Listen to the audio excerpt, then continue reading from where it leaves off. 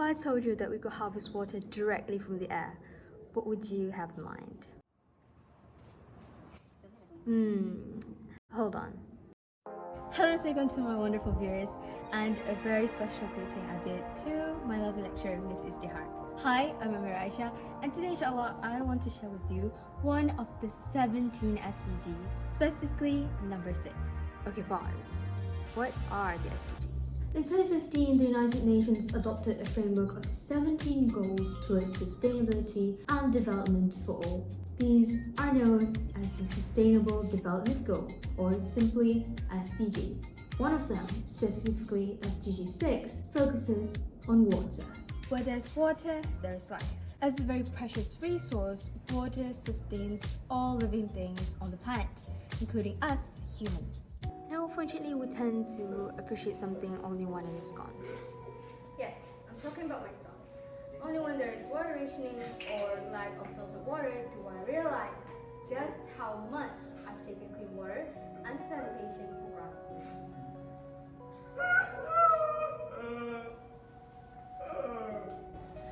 Which is why I find it out to research on this topic to share with you today. Specifically, I want to inform you about the 6th SDG by explaining the goal and giving you an example of an initiative by an organization named Work Water in contributing to the goal.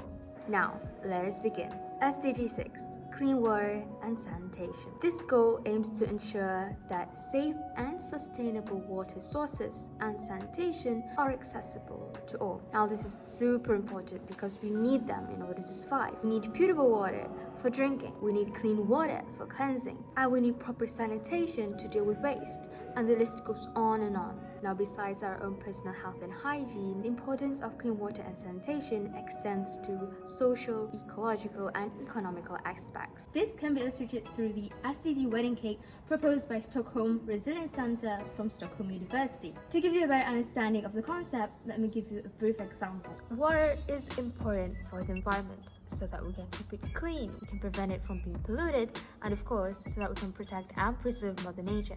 Looking at it from a social aspect, clean water and sanitation contribute to a healthy and productive society, and it also promotes equality. Now, this contributes positively to the economy by boosting its growth. More money can be contributed in other sectors such as education and infrastructure due to the lessening of medical costs used to prevent diseases and whatnot. So now, what are the global problems in relation to clean water and sanitation? Well, let me tell you. The demand of water has outpaced population growth. As of now, half of the human population is suffering from severe water scarcity. Not all medical sectors have enough or proper water, hygiene and sanitation services. Not only that, but climate change that causes droughts lead to water being even more scarce, further impacting people's health, productivity and biodiversity worldwide. And thus this shows why clean water and sanitation are included in the 17 important goals that we must collectively support and work together to achieve. Now that we have a good idea about what SDG 6 is about, let us proceed with an example of an initiative. Many organizations, institutions and communities have and are constantly working to realizing the 6th SDG, including a non-profit organization named Work Water. The great mind behind Work Water is an architect named Atsuro Vittori. During his trip to Ethiopia back in 2012, he witnessed an intense and pressing matter: lack of potable water. I made it my mission to find an alternative solution and help these people.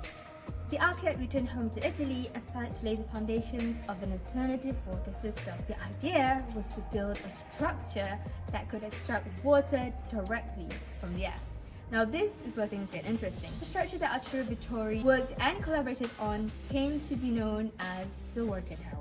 The tower operates based on natural phenomena such as gravity and condensation. Water exists as tiny molecules of vapor in the air. The outer layer of the tower is a mesh that collects fog. So during wet conditions, water droplets will form on the mesh. Gravity will pull the droplets down, dripping into what is known as the collector. The collected water will then be channeled to the main storage tank at the base of the tower, where locals can obtain the water that they need. Yes, it is based on the 6th SDG in providing and distributing potable water for locals. However, it also both directly and indirectly contributes to other goals. For example, SDG number 11, Sustainable Communities. The Worker Tower contributes to this goal by creating a gathering place for locals around the tower's canopy. Besides, it also promotes no poverty and zero hunger, SDGs number 1 and 2 respectively, through the water that they provide, which can be used for irrigation and farming. And this continues to aid economic growth. SDG number 8, agricultural activities. As you've seen from the SDG wedding cake, all 17 goals are interconnected. And the Worker Tower is a great example of how this comes together. Now let us recap what we've learned today. We got to know about what SDG 6 is about and how it is implemented. To get a good grasp of the goal, we looked into the importance of clean water and sanitation, its worldwide issues, and how exactly the goal aims to solve the problems. The Worker Tower by Worker Water is an excellent example of how the 6th SDG can be carried out. However, that does not mean that each and every one of us have to go super big to save the planet. Remember, even the smallest efforts can have a huge impact to the world.